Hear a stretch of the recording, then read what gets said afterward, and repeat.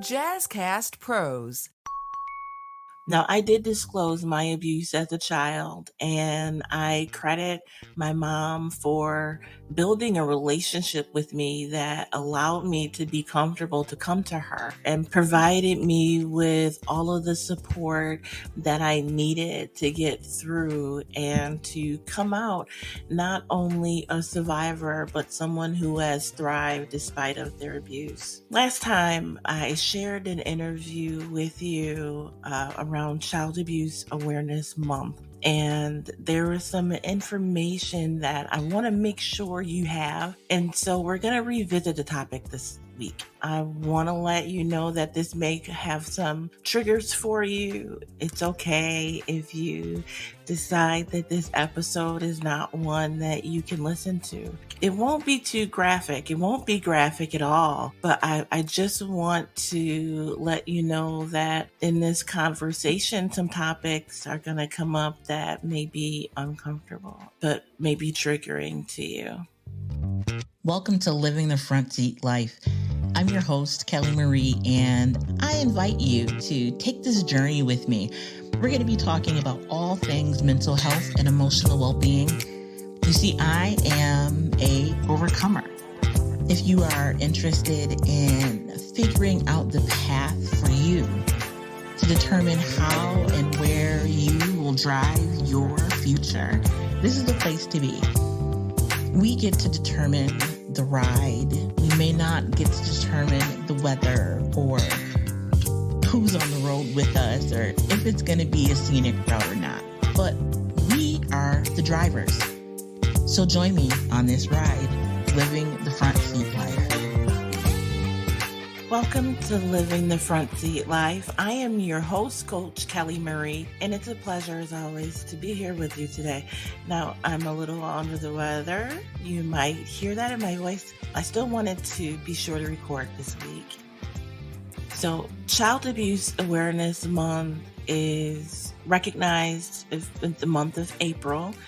And I really wanted to dive in a little bit deeper in this episode around warning signs, around what you can do if you are the caregiver of a child. I want to be sure that you have the tools that you need to stand in the gap for a child that you care for and care about and love. But it's just me today. I don't have a guest. So I want to start with just some statistics around the reality of child abuse.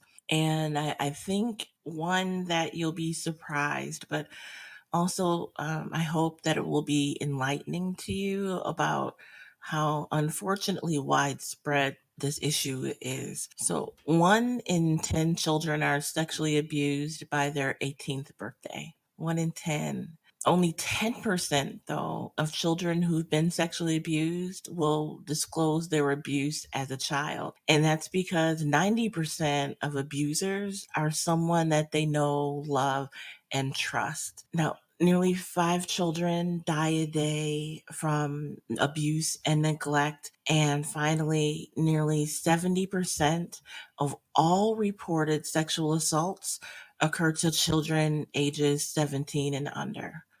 Those statistics are staggering to me, but they also speak to my story and the story of others that I have spoken to in my travels and healing journey.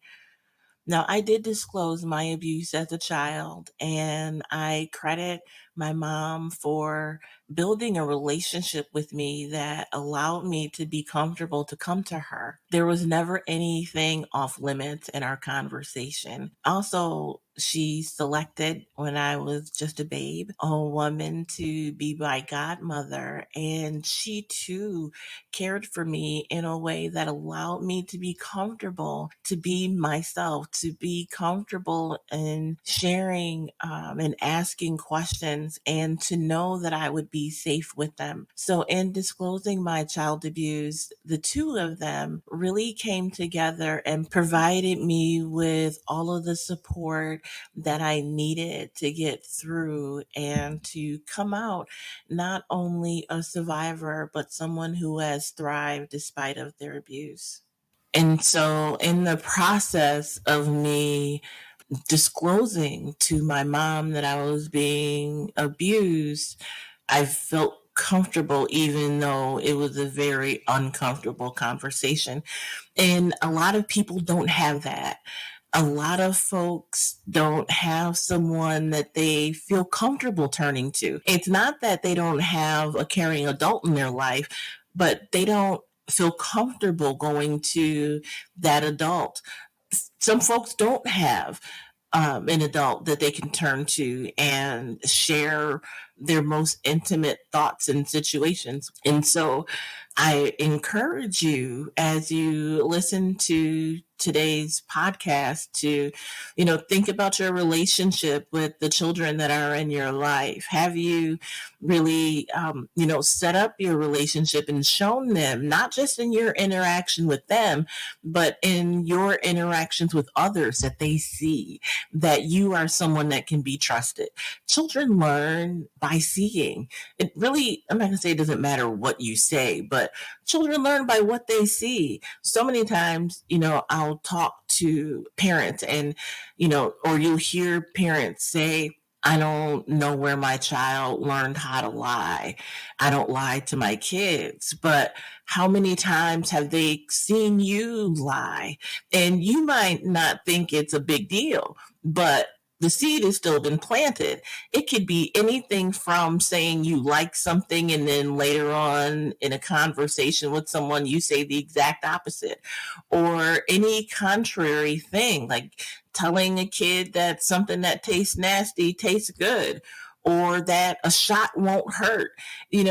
These are things we don't even think about. And I don't want to go too far, outside of the conversation, but I just want to articulate that we teach children more by doing than by saying. I want to give you some tools that you can use to make yourself more aware and also to help you build relationships, better relationships with the children in your lives.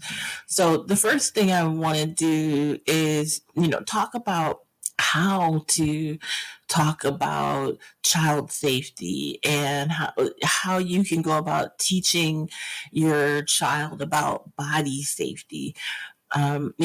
So often, and the times are changing, but growing up for me and even my children, it was always stranger danger, right? Like the danger that you had to look out for was some creepy man in the bathroom, or someone snatching you up in the mall.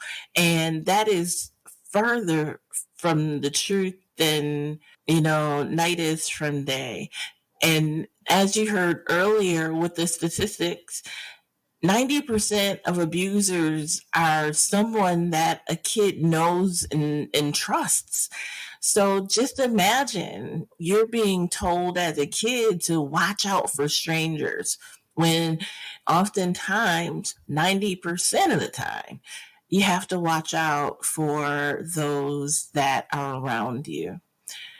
But you don't want your children growing up fearful of people, fearful of living. But it's important to talk to kids about safety, being safe, what safe and unsafe touches are, and honestly, starting at an early age. I'm going to give you 5 tips from the Best Self Child Advocacy Center on ways that you can talk to your child about body safety. The first thing is to tell your child you are the boss of your body. And if someone touches you in a way that makes you uncomfortable, say no, get away, and tell me. That is so empowering to let children know early on that they are the bosses of their bodies. That means you as a parent, you as a loved one have to respect that as well, right? And so in empowering children, I remember I was at an event and a woman brought her daughter, and a friend walked up and the woman says, "Oh, give so and so a hug." And the girl said, no, she didn't want to. And the other woman is like, "Oh, come and give me a hug," trying to really coax the girl into hugging her. And the child didn't want to. And she was 4 or 5 years old. And the mom said, "That's okay. You don't have to hug anyone that you don't want to." Right? That is an example of letting and reaffirming to a child that they are the boss of their own bodies. They don't have to hug people and be forced to touch and hug people that they don't want to. So that is an incredible first step. The second is to teach your child the proper names for their body parts. We make up all sort of names for breasts, for vaginas, for penises, for body parts in general. And when we don't let children know what an actual name is, we mystify it. We make it something that is taboo. Instead of doing that, simply by teaching your child the proper name for their body parts, you're giving them ownership again of their body. Now, explain that those body parts are private parts. And then those parts are those that are covered. This is step 3. That those parts are those parts covered by a bathing suit. And they should stay covered. And what you can say is, and I quote, "It's not okay for others to look at or touch your private parts unless that person is your doctor or me." And that one gives the child boundaries, because a child knows 90% of the time their abuser. And that abuser doesn't have to be an adult, it can be another child. These things happen. And they're real, and it is discouraging and heavy, but there are ways that we can protect our children. Giving them ownership is truly key. So again, step 3 is explain that private parts are those parts covered by a bathing suit and that they should stay covered. And that it's not okay for others to look at or touch your private parts unless that person is your doctor or me. Boundaries. Step 4, let your child know that no one should ever ask them to keep a secret, and that it's never okay to keep secrets from you, especially if the child is scared or uncomfortable. So that means you have to practice what you preach. You have to not ask your child to keep secrets, right? Right. It's not that you're teaching your children not to have fun, like surprises and things like that. You're really teaching them to be safe. And not holding secrets is one of those ways that you can keep your child safe. That's one of the things that's a part of my story, and a part of so many others, is that, we're told to keep these actions secret, that it's just between you and the abuser. Step 5 is to tell your child to speak up if someone is making them feel anxious or uncomfortable. Again, you want your young person to feel comfortable talking to you, to feel comfortable being honest with you. And another part of that, and that's not one of the steps, but another part of that is listening to your child when they come to you and tell you that they're anxious or uncomfortable or that they're scared, right? You have to take this information and make it actionable for you in your relationship with your child or loved one.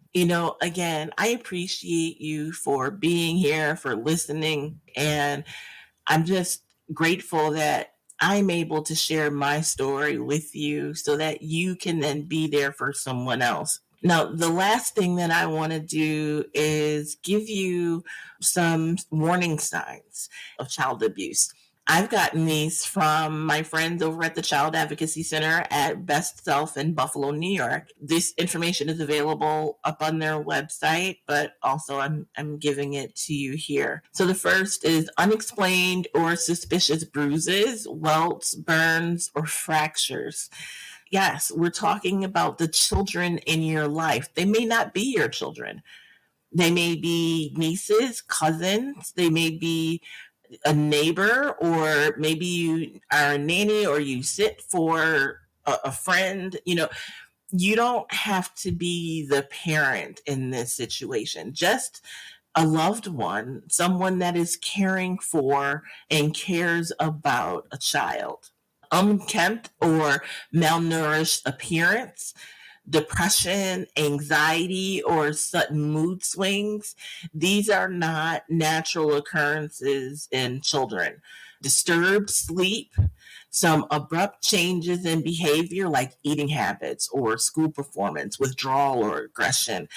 Now, these are warning signs. This does not mean that a child is being abused. These are things to look out for to help you discern whether or not they are. So there may be some other reasons for abrupt changes in behavior, like being bullied, right? But that's still abuse. I don't want you to limit our conversation to just sexual abuse. This is abuse of all types for children.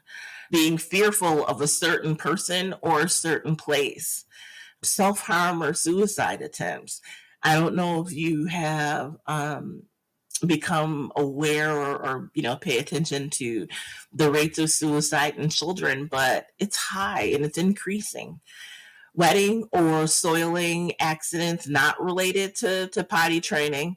So yes, you're going to have accidents in that potty training phase, but pain during urination and or bowel movements. I know this was one of the issues that I had. Sexually transmitted diseases or urinary tract infection, discoloration or scarring of the genital area.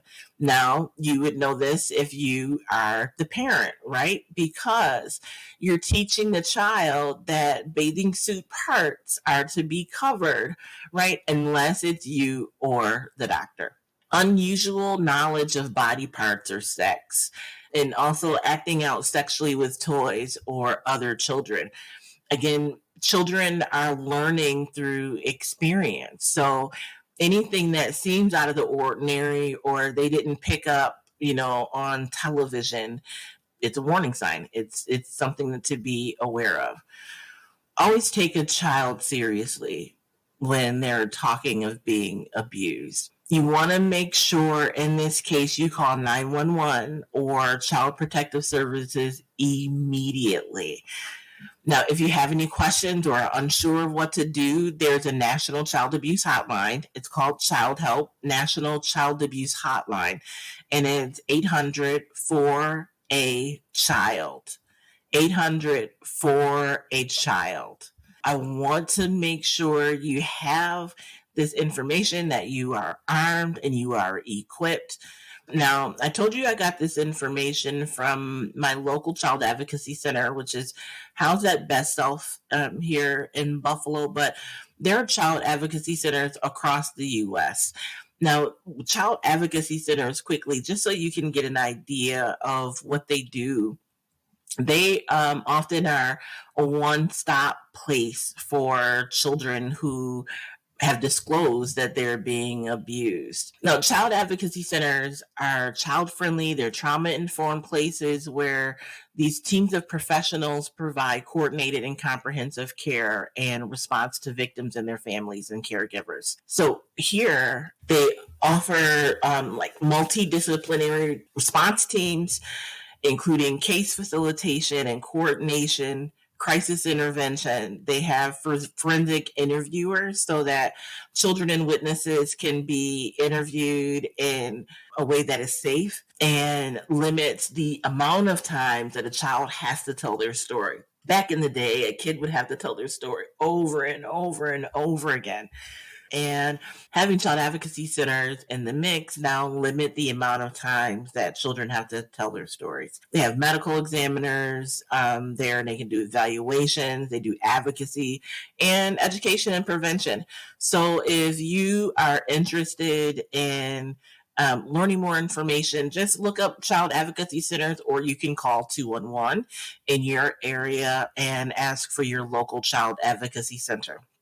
Again, I hope this is something that you never have to live through, that you never have to deal with, that no children in your life ever have to live through a situation like this.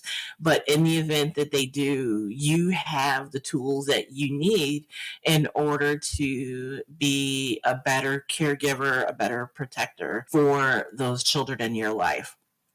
So I thank you so much for taking this time to be here with me. Again, I want to just go over those 5 steps before we end of teaching your child body safety. It is so incredibly important, so much so I'm going to tell you again. So step 1, tell your child you are the boss of your body. And if someone touches you in a way that makes you uncomfortable, say no. Get away and come and tell me. 2, teach your child the proper name for their body parts. 3, explain that private parts are those that are covered by a bathing suit and that they should stay covered. You should say, it's not okay for others to look or touch your private parts unless that person is your doctor or me. 4, let your child know that no one should ask him or her to keep a secret, and that it's never okay to keep secrets from you, especially if your child is scared or uncomfortable. And 5, tell your child to speak up if someone is making them feel anxious or uncomfortable. So again, I thank you so much. I want to give you the number again for the Childhelp National Child Abuse Hotline. That's 800-4-A-CHILD. Or you can call 211, look 211 up in your browser and look up your local child advocacy center. There are child advocacy centers across the U.S. So until the next time, thank you for joining me. I am your mental health coach, Kelly Marie, and be the light.